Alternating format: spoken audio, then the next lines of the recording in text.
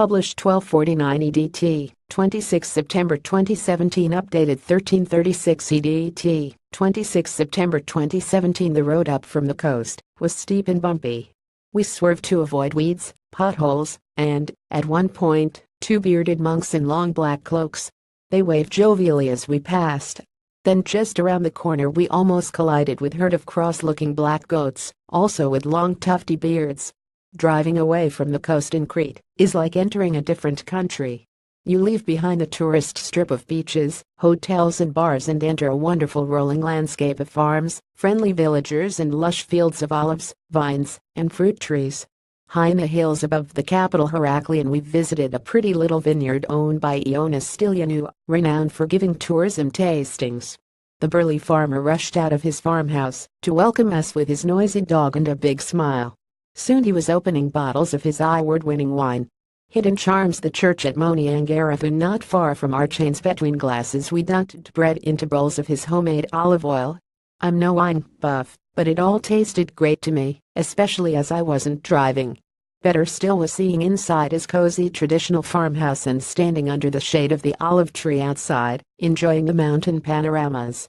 We were staying on the coast at a hotel near Agios Nikolaos, with private beaches, pools and restaurants.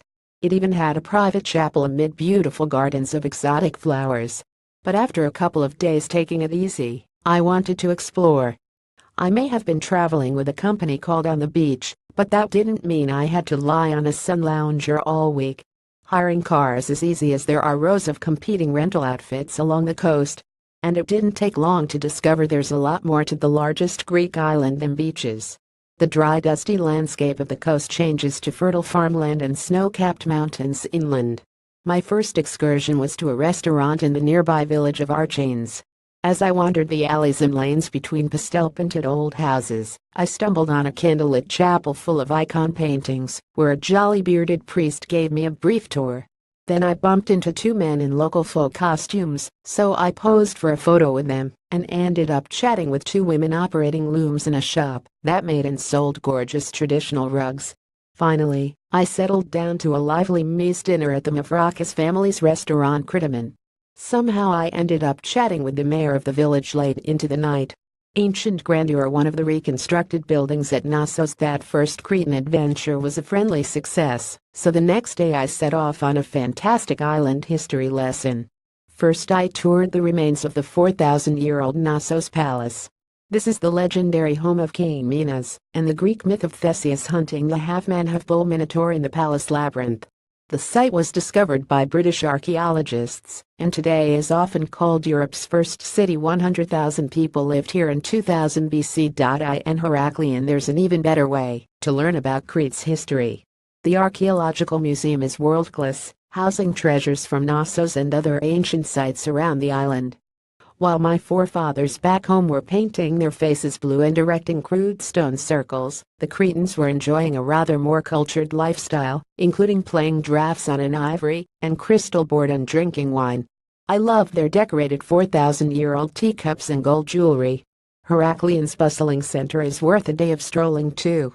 There are churches and forts to visit, and I found that the market area, which boasts 970 shops, is as much of a labyrinth as Knossos.